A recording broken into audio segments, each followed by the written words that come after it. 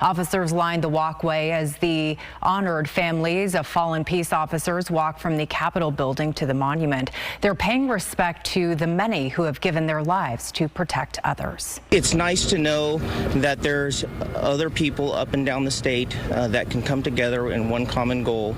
There's smaller communities that don't necessarily see as many law enforcement officers, and so when they can come here and they can see that they do have a large family of law enforcement brothers and sisters, it's, I think, very helpful for them.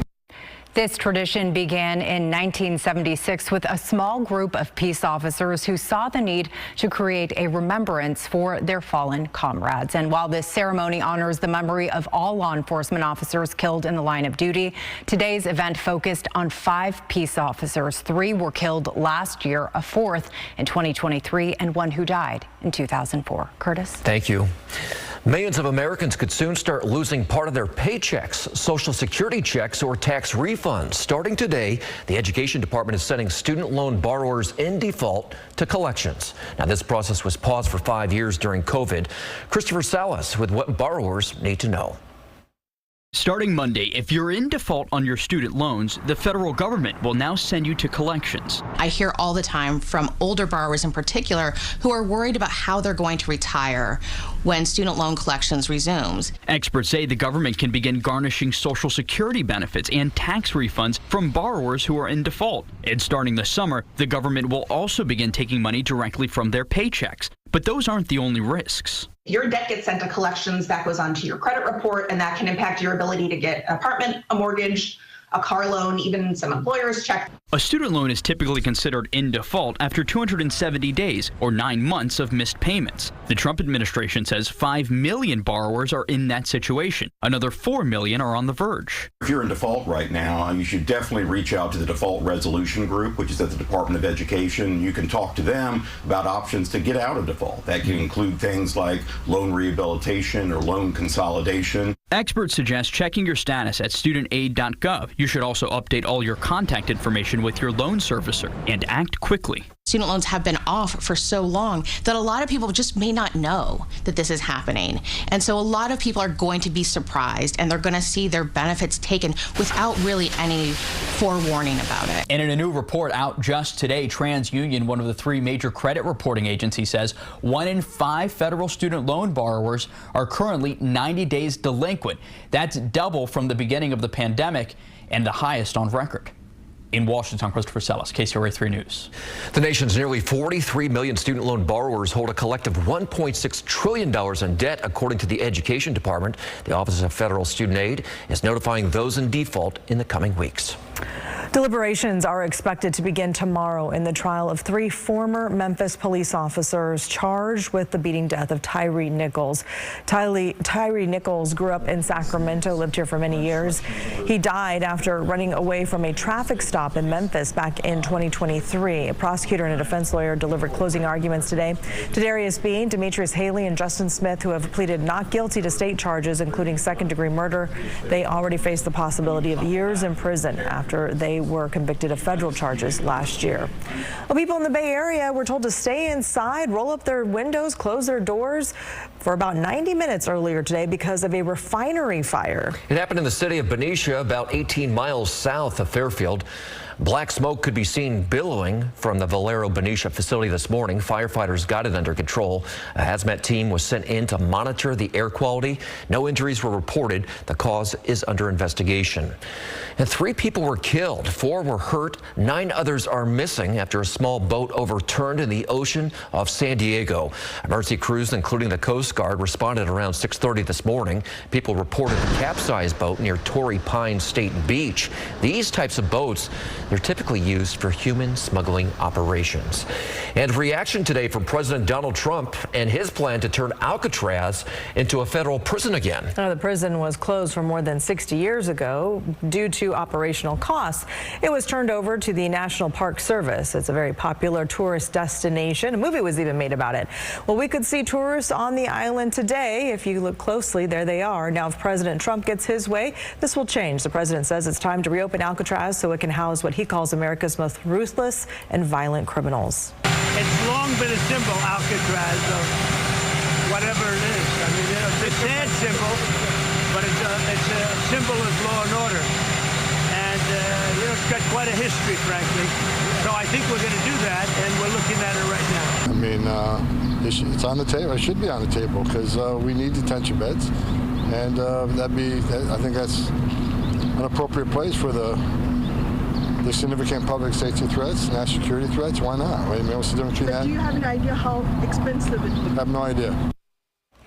The remoteness eventually made Alcatraz impractical and far too expensive to operate. Everything, including food and fuel, had to arrive by boat. A luxury Lambo trashed. Yeah, where the Lamborghini rolled over on a highway, and why CHP says this costly crash was avoidable.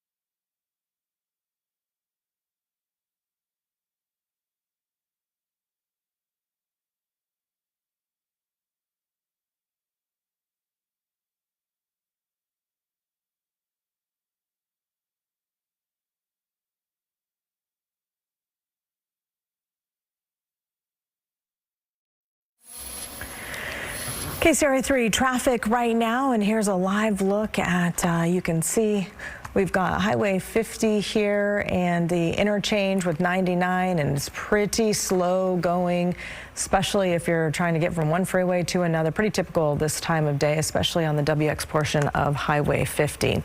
CHP says speed led to the crash of a luxury sports car in the Santa Cruz Mountains yesterday. Look at this Lambo. It is trashed. CHP says the 2023 Lamborghini rolled over on Highway 9. After the crash, CHP cruiser there was used to push the car off the highway to make room. CHP says the people inside the vehicle suffered minor injuries. They also say this crash was totally avoidable, and it's just a reminder to everyone to slow down.